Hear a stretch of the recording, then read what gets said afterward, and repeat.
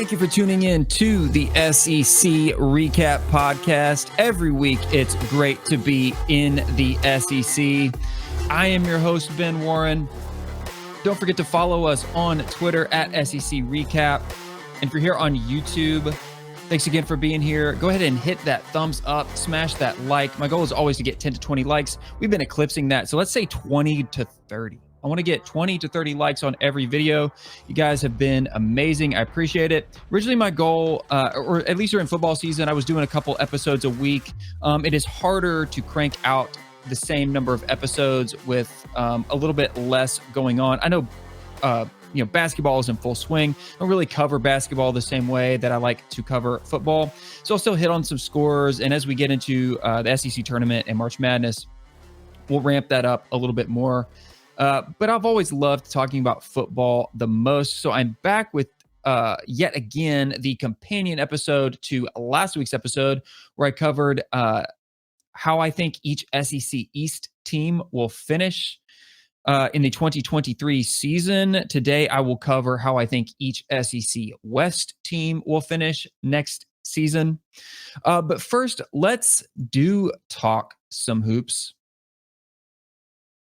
Let me pull up my screen here. There we go. So I'm recording this on a Thursday. So recap of scores from last night.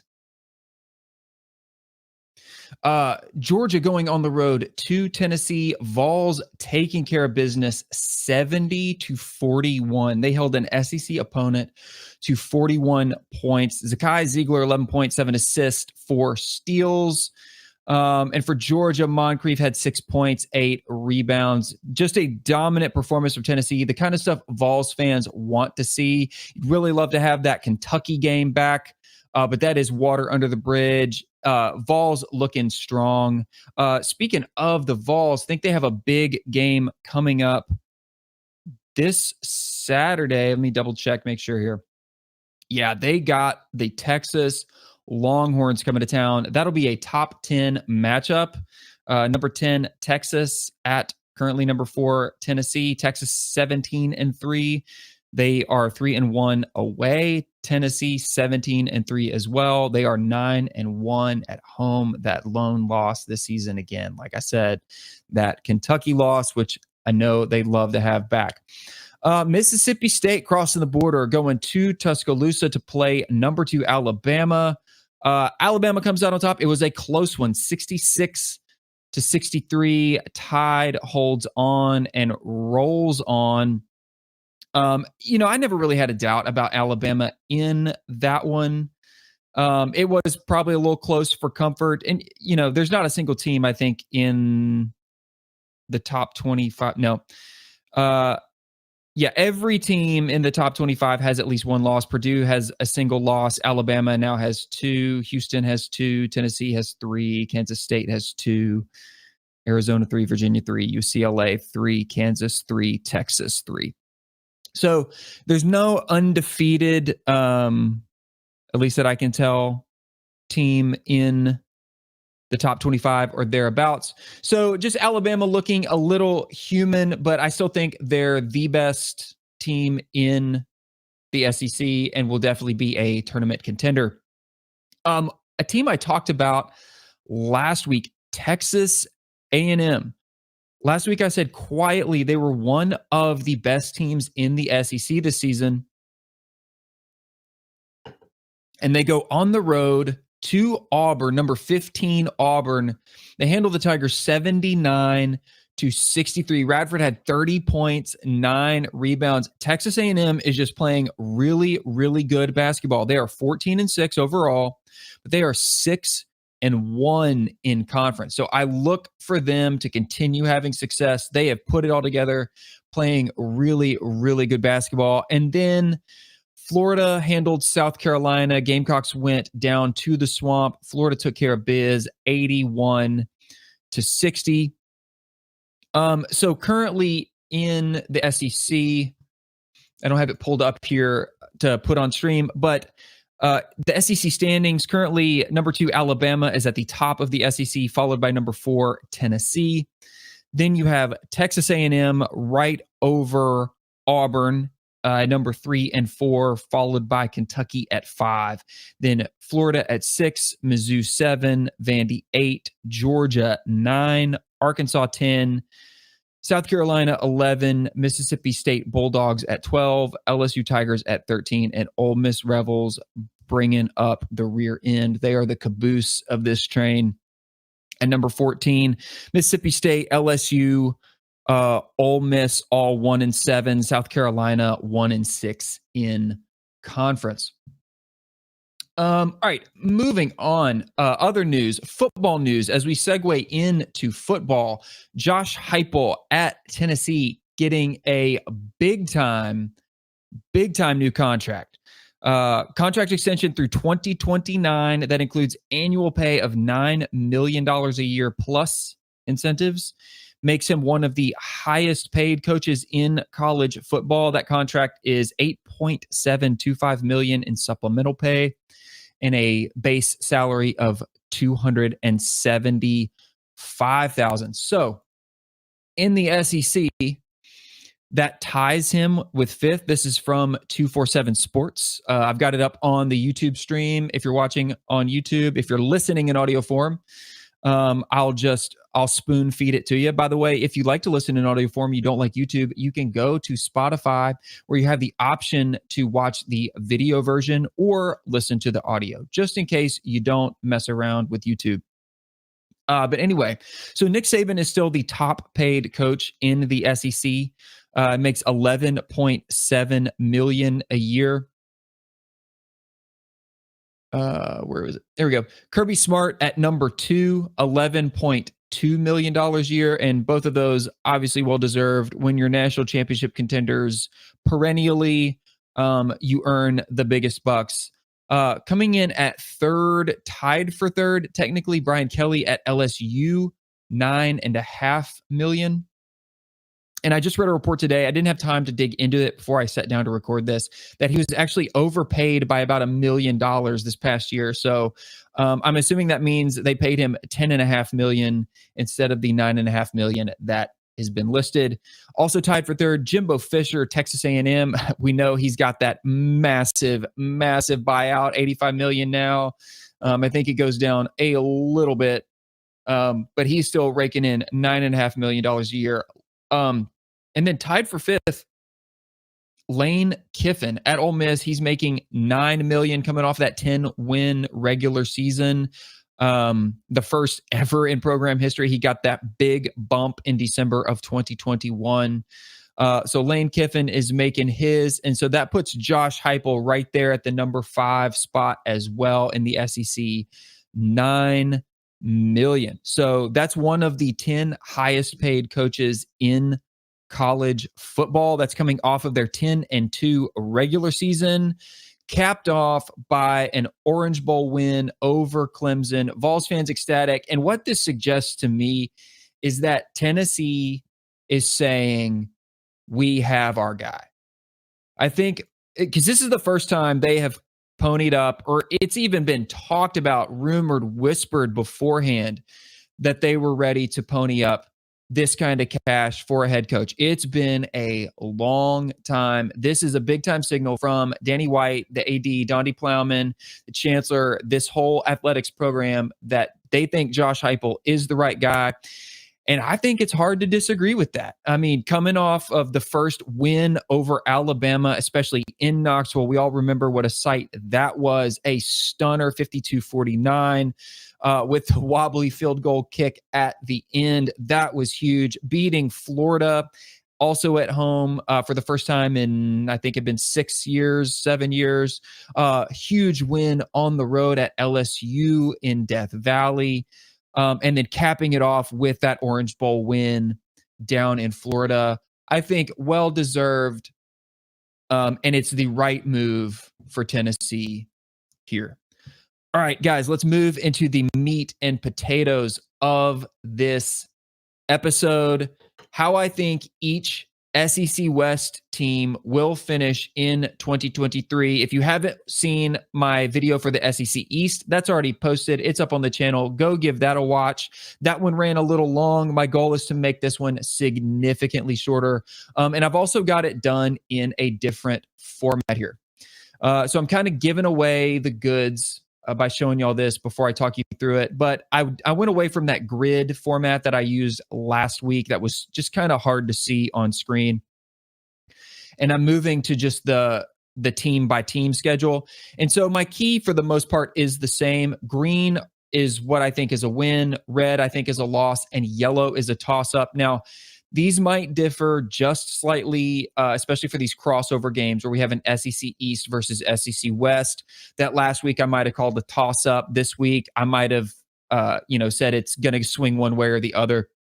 So consider what I say today my most recent and up-to-date point of view. But I want to preface, guys, when I did this last week, I also said that these are kind of floor projections. I always want to leave room for upside. I never like to project on the high end. I like to project on the low end. So when I get to your team, if you kind of disagree and you think I'm coming in under, I'm actually leaving room. That's why so many of these teams have toss-ups. I'm leaving room for upside, those upside surprises where you snag that win on the road in the game that you were an underdog, right? You weren't favored. You ended up getting the win. That's what you can't really know ahead of time, but I like to factor in the possibility for that. So these overall records and conference records might seem low for some of these teams, but that is just because I am leaving room for those upside surprises. And as I did last week, I'll start in the opposite order, in the reverse order of finishes. So since LSU finished first, they'll go last, and instead I'll start with Texas A&M. Let me zoom in here and make sure I've got it all on screen. I want this to be viewable. Okay, looks good on my end. Hope it's good for you guys. All right, so Texas A&M. They have New Mexico at home, calling that a win. Then week number 2, they go on the road to Miami. So this is so early in the season. I am expecting Texas A&M to be better next year. How much better, I don't know, but I'm actually projecting them pretty high. That could come back and bite me, but they still got a ton of talent on that roster. I think when they just get the coaching worked out and get their offensive scheme worked out, we will really start to see that come through. I'm not saying they're going to go undefeated or even contend for the SEC West this year. I actually don't believe that. Again, could be surprised. But going on the road to Miami, I know they got Miami last year, but I'm calling that one a toss-up. Don't quite know what Miami's going to be next year. Don't fully know what Texas A&M is going to be next year. So could go either way. Then they got UL Monroe at home, calling that a win. Auburn at home. I know there's a lot of optimism for Auburn right now. I don't want to go into all of that. So just hear me out. They get Auburn at Kyle Field. I think Texas A&M wins that game. Then they get Arkansas at that neutral site game, and I think Texas A&M takes care of business there. So they start, I think, with at least 4 wins, possibly even 5-0 before they get the Crimson Tide rolling into town. I know that 2 years ago they got that big upset win, and then last year they had that game that came down to the wire when Alabama was without Bryce Young. But I don't think this one is that close next year. I know Alabama's got some offensive and defensive coordinator, concerns right now. I'll talk about that when I get to Alabama, but I think that's going to be a loss for the Aggies. Then the next week they go on the road to Tennessee, to Knoxville. I think that's a sweet draw for the Vols. I think it's a bad draw for Texas A&M having to go and play that road game. Vols fans are going to be pumped up for that one. That's, not a game we get to see very often. Texas A&M, Tennessee, and they get that one in Neyland. So I think that's going to be an L for Texas A&M on the road. So potentially looking at a 5-2 start here. Then they have an open date. Then they get South Carolina at home. I think they get revenge from that loss last year in Columbia. So I think they get the dub over the Gamecocks. Then Ole Miss, which to me is could be a toss-up. Just depends on what kind of Ole Miss team we get late in the season. Then they get Mississippi State at home. I'm calling it a win. And then Abilene Christian at home. I'm calling that a win before they finish the season with LSU, and they go to LSU for that game. So a lot can change over the course of that season. That one is kind of a toss-up to me. But where this puts us is the possibility of 1, 2, 3, 4, 5, 6, I think a 7-win floor, which is a 2-game improvement from last year for the Aggies. And 2 losses in conference, but with the potential of an 8-4 season. I mean, I know that's not contending for an SEC West or SEC conference title, but that's a huge improvement over the disappointment that was last year for the Aggies. And so if you can get back to 8-4 and back to competing for that 2 spot, or even ultimately that 1 spot in the West, this next year is going to be that stepping stone. So I think 7-5, 8-4, with always the possibility for upside. Okay, moving on down to the Plains to Auburn. I said I'd go through these quicker. I'm going to try to stick to that, guys. So Auburn, Hugh Freeze coming in. They've made a lot of moves to the transfer portal. Not going to get into all the transfer portal pickup moves that have happened this offseason. We've got plenty of time to talk about that going into spring ball. And believe me, guys, a lot of this stuff, a lot of my opinions, a lot of these views that I'm expressing right now are going to change. I guarantee you the outlook of this stuff is going to change following spring ball. But Auburn gets UMass. I think that's a dub. Then they go on the road to California. Cal went like 2-7. They were like a 4, maybe 5-win team last year. I don't have their record pulled up, but Cal was not good. I don't know how much improved they're going to be. I think Auburn gets that win on the road, and then they get Samford at home, calling that a win. Then they go to Texas A&M, to Georgia. I think that's loss. Auburn, I don't think, is ready for Georgia in year 1 if you freeze. That is going to take some time. Then they have an open date. Then they go to LSU. I think that's a loss, just having to play that game on the road. Then they get Ole Miss at home. That one's a toss-up to me. Could go either way. Again, don't really know how good Ole Miss is going to be. I'm projecting Ole Miss to be about the same as this year. So that one could go Auburn's way, could go Ole Miss's way. We'll see. Then they get Mississippi State at home. I think that's a dub. Cross-division opponent at Vanderbilt. I think that's going to be a win. They go to Arkansas. This is late in the year. Calling it a toss-up. Might even lean Arkansas. Just don't know. We'll have to see more of what Auburn brings to the table next year. Then they got New Mexico State at home, followed by the Iron Bowl, which I think that's going to be a win with New Mexico State and a loss to Alabama. So that is still seeing Auburn improve to 6-6 potentially. That's at least 2 wins in conference, possibly 3, possibly 4-4 in conference play, which would be a big improvement. And to get to 6-6, go bowling. Again, always room for upside again. Let's see. Where do we go next? I think we go to Arkansas. Head on over to Fayetteville. So Arkansas gets Western North Carolina. Weird opener. West Carolina, small school, just like right over the mountains. I used to live in Knoxville, spent a lot of time in Western North Carolina. That's not a big school, not a big program. Just I know a lot of schools don't open with a big time opponent, but that's an odd one to me. Regardless, I think Arkansas definitely gets that win. Then they got Kent and BYU. They did get the win on the road versus BYU this past year.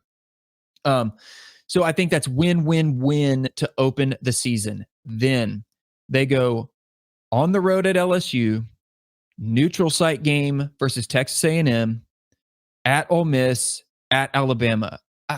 It's just that is a really tough stretch. Late half of September into the first half of October for Arkansas. And honestly, I could see them starting 3-0 and then going 0-4. So they come into Mississippi State and their open date, possibly 3-4, maybe even 4-4 or 3-5. So I think it's loss at LSU. I think they dropped the game, the neutral site game to A&M. I think they might lose on the road to Ole Miss, and I don't think they're beating Alabama next year. Then Mississippi State at home. That is winnable. We'll have to see what Mississippi State is. I'll talk about them a little bit more when we get to them. Then they got an open date. Then the Razorbacks go on the road to the Swamp at Florida. Now, that's a winnable game. The Swamp's a tough place to travel to for most teams. If late season Florida is the late season Florida of the past 2 years, that's a winnable game for Arkansas.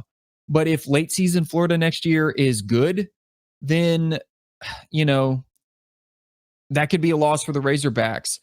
Then they get Auburn at home. That's a winnable game, but I'm calling it a toss-up. And then Florida International, and then the Battle Line rivalry versus Missouri at home. I think they end with back-to-back wins there. So next season, to me, is looking really similar to this past season as far as overall record.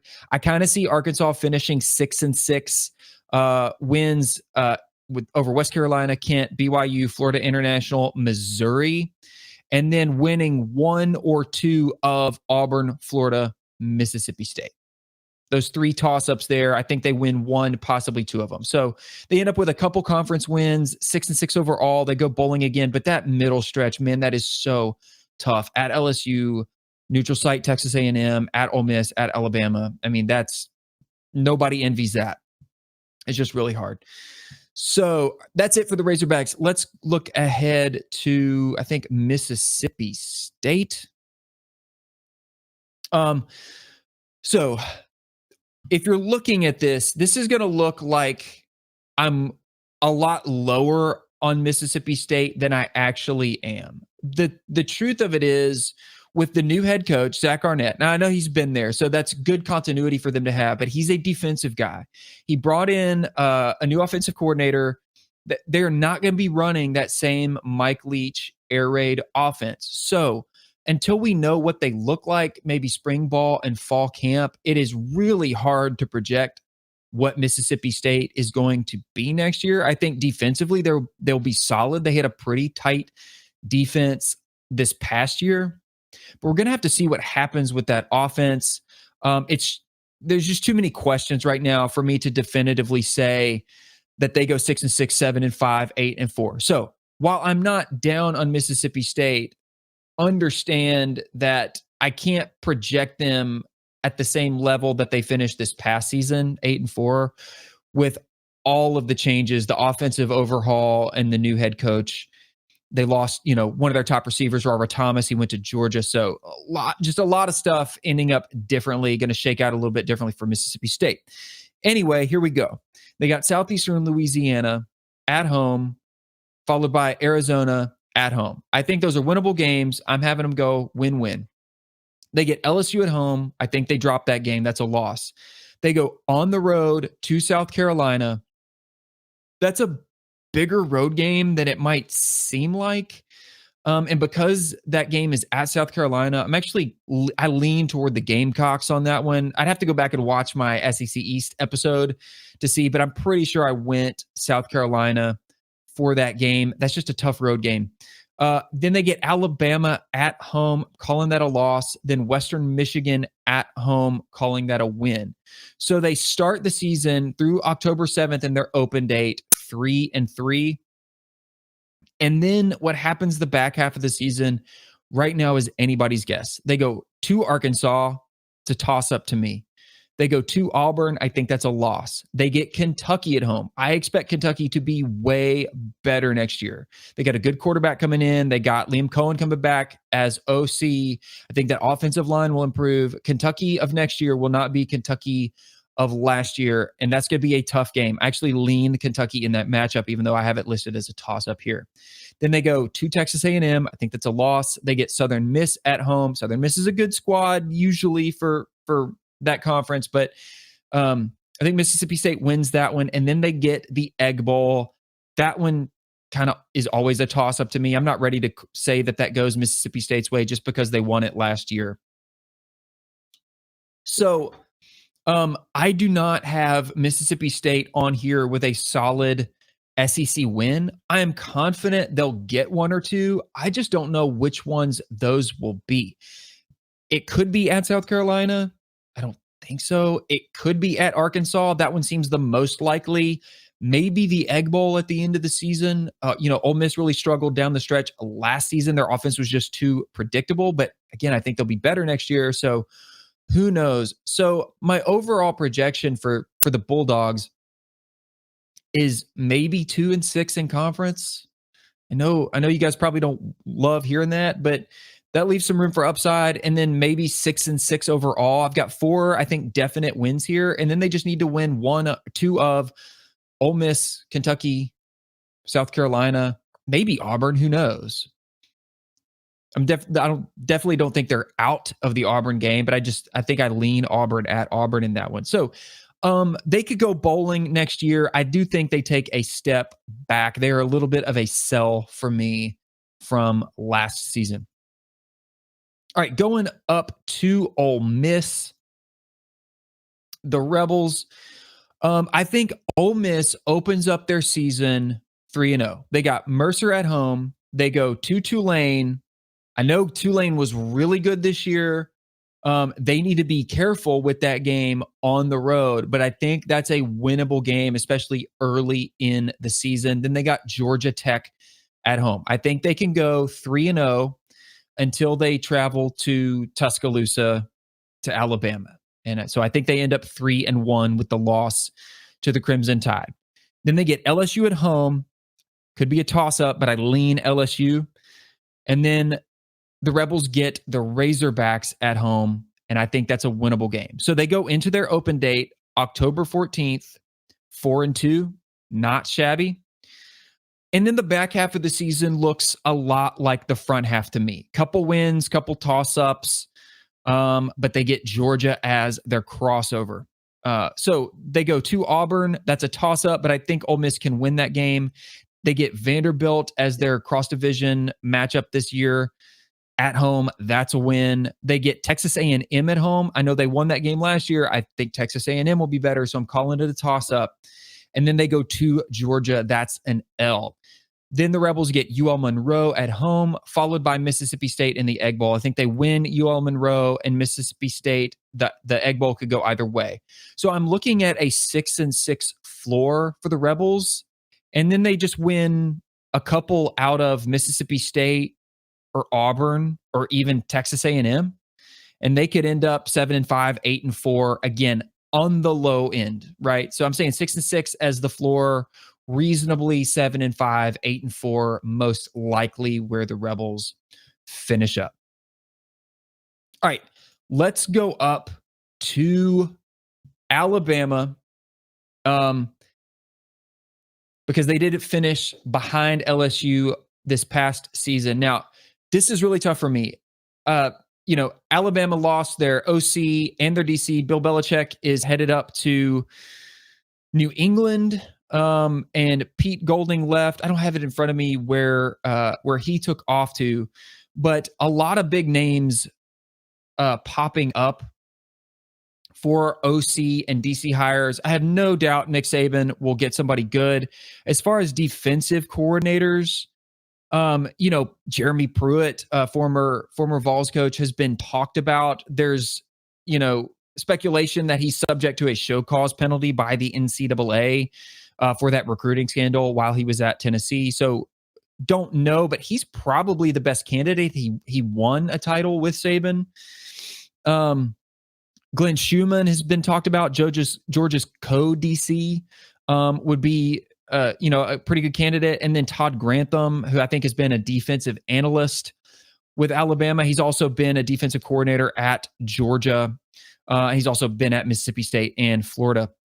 So they've got some options to choose from for defensive coordinator. As far as offensive coordinators go, this one is even more intriguing. So some of the names that I've seen talked about the most intriguing one is probably Cliff Kingsbury, who was let go by the Arizona Cardinals this past season. He technically in the SEC. He was at Texas A&M, I believe, in 2012, which was the first season that Texas A&M joined the SEC before he went to Texas Tech. So it's, been a little bit more than a decade, but Kingsbury as OC to Alabama would be a really nice get, I think, for the weapons of the pieces that Alabama has.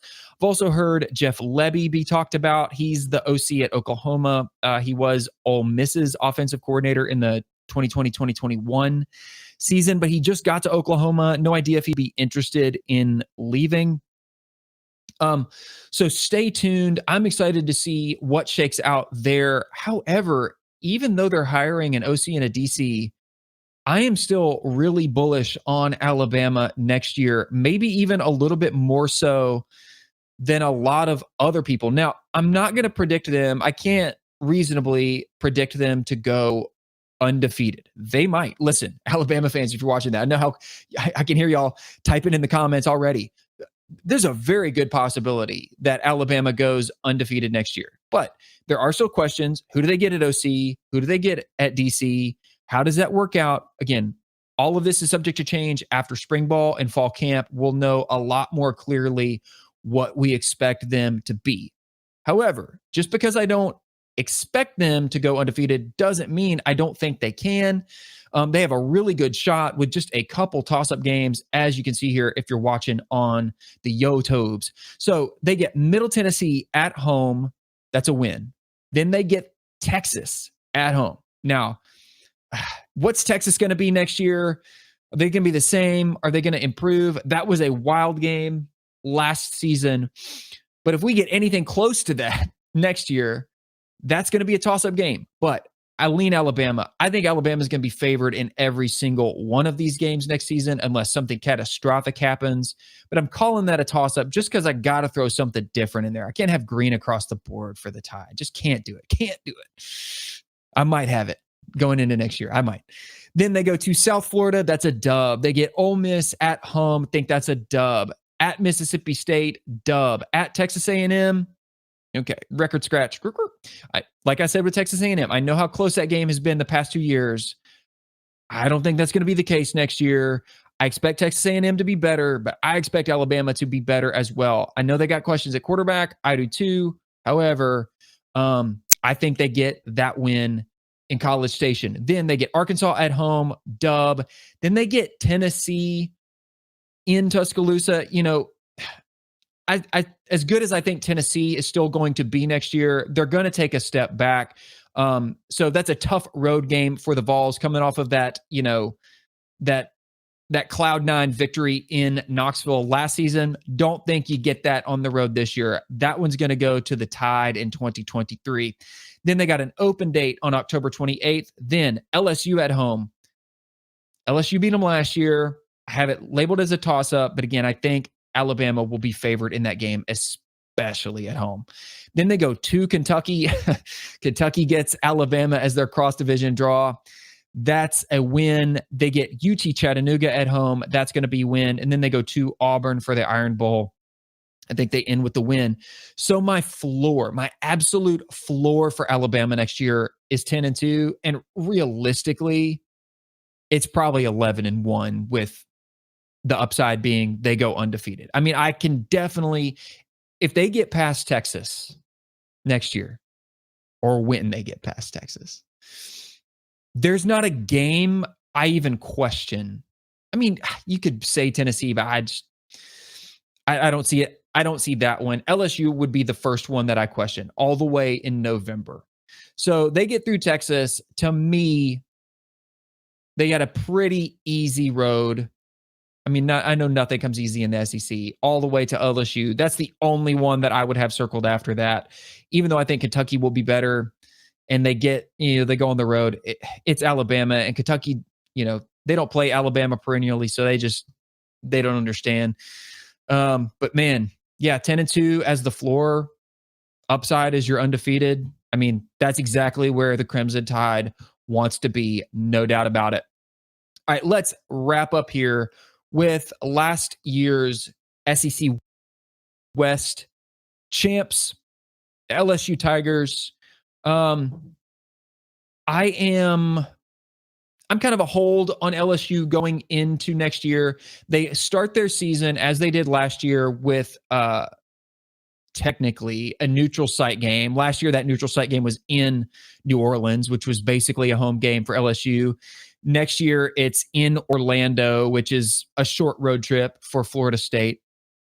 But they go on the road to a neutral site game versus the Seminoles in Orlando. Florida State, really solid. They're on an uptrend. I expect them to continue that next year. Therefore, I could see that game going either way. However, if LSU gets past that game, no problem. I think they start 4-0. So if they get past Florida State, then they get Grambling at home, win. They go to Mississippi State. I think that's a win. And then they get Arkansas at home. I think that's a win. 4-0 start, possibly. Then they go to Ole Miss. Could be a toss-up, but I think LSU will be favored in that game, no doubt. So that could be a win. Then they go to Missouri for their cross-division matchup. That's a win. They get Auburn at home and then Army at home. Win. Now, Army, they run that triple option offense. That's so tough to prepare for, but I think LSU will out-talent them. So we're looking at possibly LSU going into October 28th, that open date. 1, 2, 3, 4, 5, 6, 7, 8. 8-0. I mean, could be worse. A 6-2 at worst, possibly 8-0. So gotta love that if you're a Tiger. Then after the open date, they go to Alabama. I do not think they're winning that game next year. Think that's a definite loss. Then they get Florida at home. I think that's a win, especially late season Florida. We'll have to see what happens with Florida next year. Then Georgia State at home. That's a win. And then Texas A&M at home. They should be favored in that game. But again, we'll see how good Texas A&M is next year. So LSU should be favored there. So we're looking at, I think, an absolute floor of 8 wins. I think 9 wins is a 9-win floor is realistic. So possibly 7-1 in conference play. Really good. That's a slight improvement from last year. And 9-3 overall, maybe possibly 10-2 overall. So here's how I have that. My projections and how they compare from the 2022 season. I showed you my projections last week, in my SEC East episode. So here in the West, Alabama finishing at the top, 7-1, 11-1 overall. That's a game better than last year. Again, they could also go undefeated. LSU coming in behind them at 6-2 in conference, 9-3 overall. Texas A&M finishing third. Again, I'm pretty bullish on Texas A&M. Almost feels like I shouldn't be, but that's the way I have it shaken out right now. 5-3 in conference, 8-4 overall. That's a 3-game improvement over last season. I think they can do it. Ole Miss at 4, basically the same. They're a hold for me. 4-4 in conference, 8-4 overall. Followed by Auburn, 4-4 with a 7-5 overall record. That might be a little bullish. Most people might have them 6-6.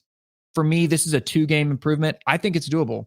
Hugh Freeze is a good football coach, regardless of everything else he's been involved in, whatever you want to say.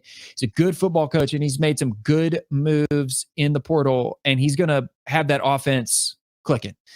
So I look for Auburn to make some quick turnarounds. Really similar. I'm not comparing the two at all. I'm not even comparing these two coaches directly, but I sort of see a very similar situation to what Josh Heupel did at Tennessee. He came in and took them from being in the dumpster to a 7-win season in his first year with that offense. I think Hugh Freeze can do the same thing. Again, I'm not directly comparing Josh Heupel to Hugh Freeze. No.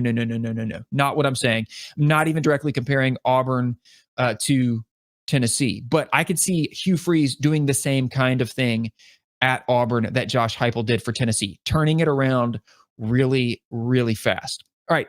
Then Arkansas, basically the same as last year, 3-5 in conference, 6-6 overall. Again, that middle stretch for Arkansas is just so tough. 2 road games and a neutral site game. Just a really tough stretch of schedule there, followed by Mississippi State. Now, again, Bulldogs, don't hate me for this. It's just hard for me to put Mississippi State back at like 8-4, kind of contending for that third or fourth spot in the West. With the new coach, with the new offense, we're just going to have to see. I might feel really differently as we head into the fall, but I think State regresses a couple games here. They're a little bit of a sell for me. 2-6 in conference. They still go bowling though, 6-6 overall. And so that means it's chalky, but probably looking at a Georgia, Alabama, SEC conference title. But I mean, if Alabama is back to where Alabama wants to be, and Georgia's where we all think they're going to be next year, that could be an absolute clash of the Titans that I wouldn't mind seeing. After all, I am an SEC fan. I just want to see the best teams play the best teams, and I want to see the SEC dominate every other conference week in, week out. Guys, this one ran almost as long as last week's. I'm sorry, but I hope I kept it as concise and to the point as possible. Thank you so much for watching. Again, don't forget to follow me on Twitter at SEC Recap. If you've been here and you haven't subbed to the channel yet, hit subscribe. I'm going to be bringing you football content from now till next season. We're going to sprinkle in some basketball. We're going to sprinkle in some baseball. Okay. We'll even, sprinkle in some news and notes and transfer portal and, talk spring ball and all of that kind of stuff. I'll keep you updated on, Alabama's DC hire and their OC hire and any other coaching changes that we have. So right here, sub to the channel. This is where you want to be. All football. I wish I could say it was all football. Football all year round. Please, sorry, I'm running out of words here. Engage with me. Let me know your thoughts in the comments. How do you see your team shaking out next year? Do you think I'm too high, too low? Let me know. Just be nice about it. I don't care. I love engaging with you guys in the comments. It's what makes it go. It's the gas that makes the car run. I'm rambling now, guys. I'll let you get out of here. Have a great week. Have a great weekend. I will catch you all on the next episode of the SEC Recap Podcast.